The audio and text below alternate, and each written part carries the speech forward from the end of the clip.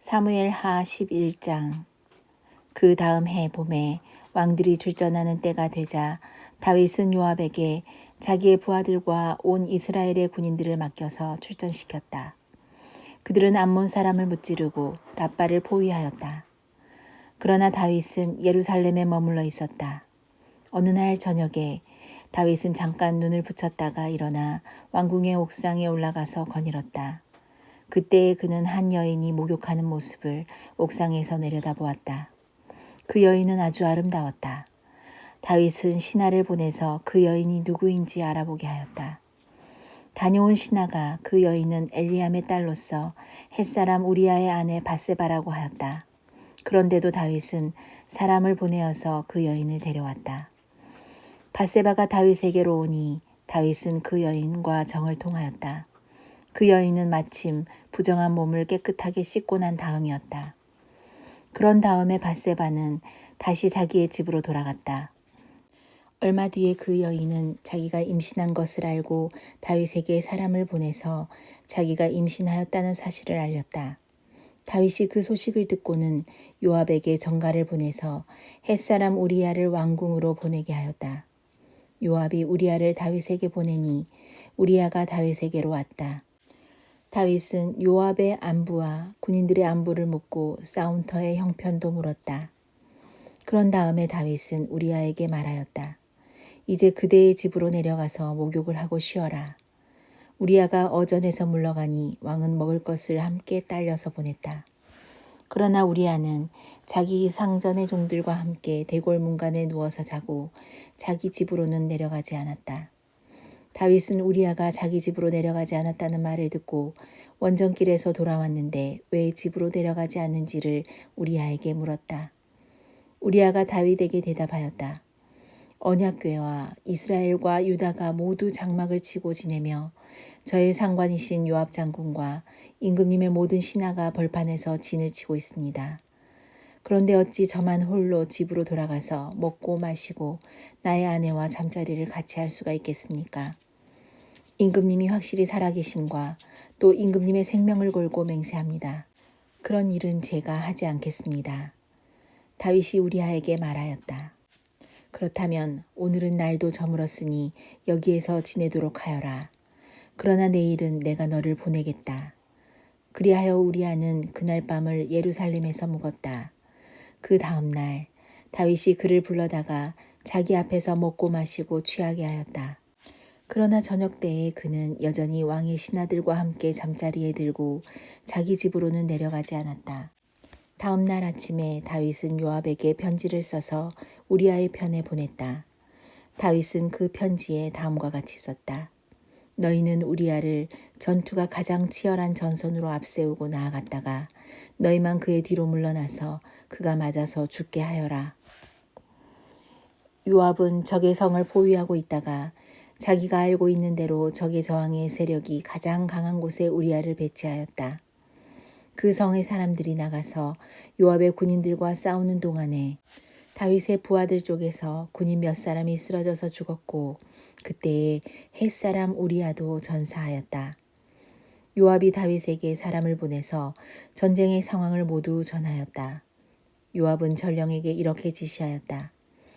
네가 이번 전쟁의 상황을 모두 임금님께 말씀드리고 났을 때에 임금님이 화를 내시며 내게 말씀하시기를 너희가 왜 그토록 성에 가까이 가서 싸웠느냐. 저기 성벽 위에서 적병들이 활을 쏠 줄도 몰랐단 말이냐. 여룹베셋의 아들 아비멜렉을 누가 쳐서 죽였느냐. 어떤 여자가 성벽 위에서 그의 머리 위로 맷돌 윗짝을 던져서 그가 데베스에서 죽지 않았느냐. 그런 것을 알면서 너희가 무엇 때문에 그토록 성벽에 가까이 갔느냐 하시면 너는 임금님의 부하 햇사람 우리아도 죽었습니다 하고 대답하여라. 전령이 떠나 다윗에게 이르러서 요압이 심부름을 보내면서 일러준 말을 모두 전하였다. 전령은 다윗에게 이렇게 말하였다. 우리의 적은 우리보다 강하였습니다. 적이 우리와 싸우려고 평지로 나왔으므로 우리는 적들을 성 안으로 밀어 넣으려고 성문 가까이까지 적들을 밀어붙였습니다.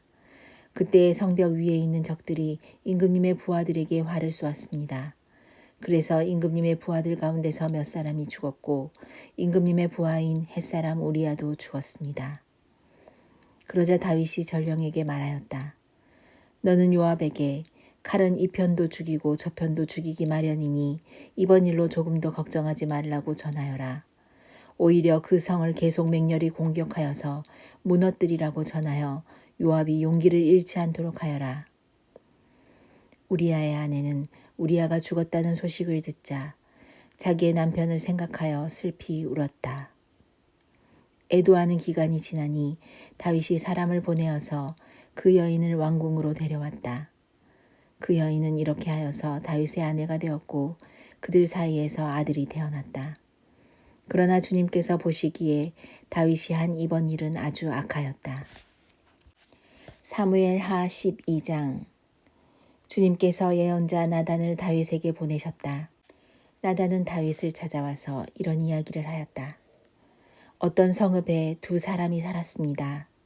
한 사람은 부유하였고 한 사람은 가난하였습니다. 그 부자에게는 양과 소가 아주 많았습니다. 그러나 그 가난한 사람에게는 사다가 키우는 어린 암양 한 마리밖에는 아무것도 없었습니다. 그는 이 어린 양을 자기 집에서 길렀습니다. 그래서 그 어린 양은 그의 아이들과 함께 자랐습니다. 어린 양은 주인이 먹는 음식을 함께 먹고 주인의 잔에 있는 것을 함께 마시고 주인의 품에 안겨서 함께 잤습니다.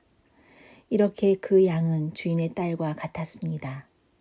그런데 그 부자에게 나그네 한 사람이 찾아왔습니다. 그 부자는 자기를 찾아온 손님을 대접하는데 자기의 양떼나 소떼에서는 한 마리도 잡기가 아까웠습니다. 그래서 그는 그 가난한 사람의 어린 암양을 빼앗아다가 자기를 찾아온 사람에게 대접하였습니다. 다윗은 그 부자가 못마땅하여 몹시 분개하면서 나단에게 말하였다. 주님께서 확실히 살아계심을 두고서 맹세하지만 그런 일을 한 사람은 죽어야 마땅합니다. 또 그가 그런 일을 하면서도 불쌍히 여기는 마음이 전혀 없었으니 그는 마땅히 그 어린 암양을 4배로 갚아주어야 합니다. 나단이 다윗에게 말하였다.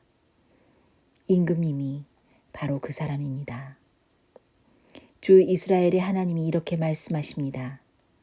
내가 너에게 기름을 부어서 이스라엘의 왕으로 삼았고 또 내가 사울의 손에서 너를 구하여 주었다. 나는 네 상전의 왕궁을 너에게 넘겨주고 네 상전의 아내들도 내 품에 안겨주고 이스라엘 사람들과 유다 나라도 너에게 맡겼다. 그것으로도 부족하다면 내가 내게 무엇이든지 더 주었을 것이다. 그런데도 너는 어찌하여 나 주의 말을 가볍게 여기고 내가 악하게 여기는 일을 하였느냐.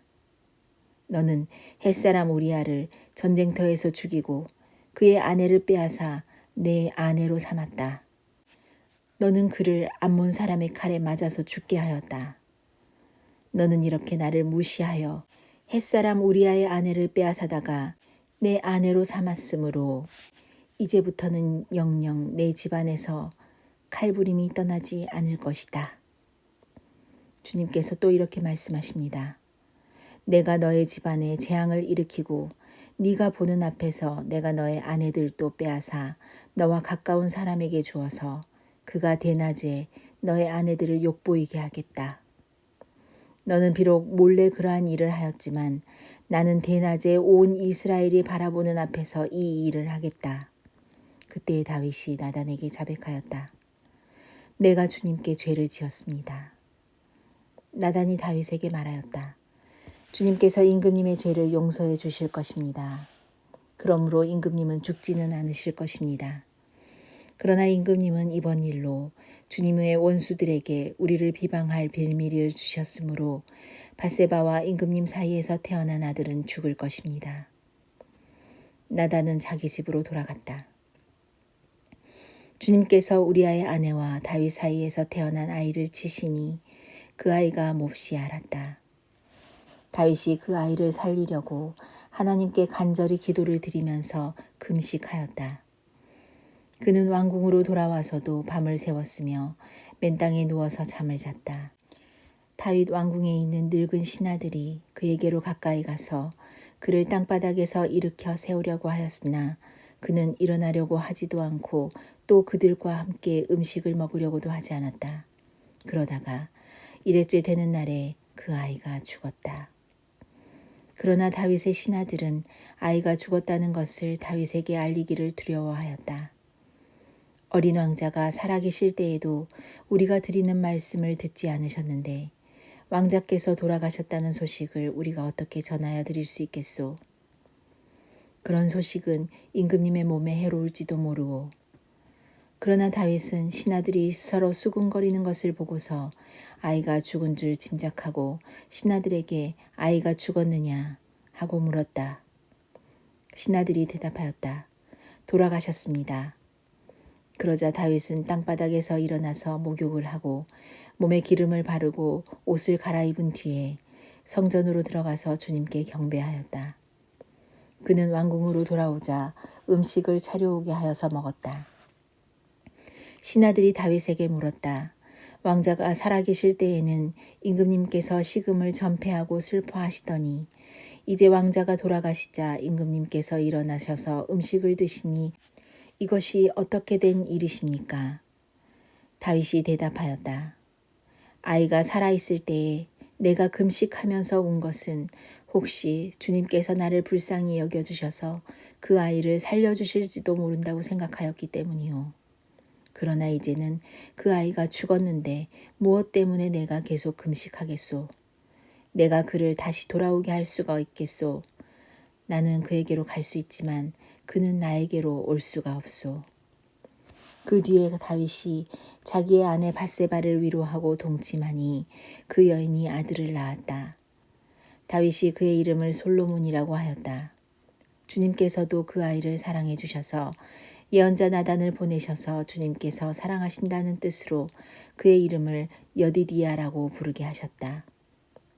요압이 암몬 사람의 도성 랍바를 쳐서 그 왕의 도성을 점령하고서 다윗에게 전령들을 보내어서 이렇게 말하였다. 제가 랍바를 치고 도성으로 들어가는 급수 지역을 점령하였습니다. 이제 임금님께서 남은 군인들을 불러 모아서 이 도성을 공격할 진을 치시고 이 도성을 직접 점령하시기 바랍니다. 제가 이 도성을 점령하기보다는 임금님께서 이 도성을 점령하셔서 임금님의 이름이 승리자의 이름으로 기록되게 해주시기 바랍니다. 다윗이 모든 군인을 불러 모으고 랍바로 가서 그 도성을 쳐서 점령하였다. 그는 암몬 왕의 머리에서 금관을 벗겨왔는데 그 무게가 금 1달란트나 나갔고 금관에는 보석이 박혀 있었다. 다윗은 그 금관을 가져다가 자기가 썼다. 다윗은 그 도성에서 아주 많은 전리품을 약탈하였으며 그 도성에 사는 백성도 끌어다가 톱질과 곡괭이질과 도끼질과 벽돌 굽는 일을 시켰다. 그는 암몬 사람의 모든 성읍에 이와 똑같이 한 뒤에 모든 군인을 거느리고 예루살렘으로 돌아왔다. 시편 51편 지휘자를 따라 부르는 다윗의 노래. 다윗이 밧세바와 정을 통한 뒤에 예언자 나단이 그를 찾아왔을 때에 뉘우치고 지은 시. 하나님, 주님의 한결같은 사랑으로 내게 자비를 베풀어 주십시오. 주님의 크신 긍휼을 베푸시어 내 반역죄를 없애 주십시오. 내 죄악을 말끔히 씻어 주시고 내 죄를 깨끗이 없애 주십시오. 나의 반역을 내가 잘 알고 있으며 내가 지은 죄가 언제나 나를 고발합니다. 주님께만, 오직 주님께만 나는 죄를 지었습니다.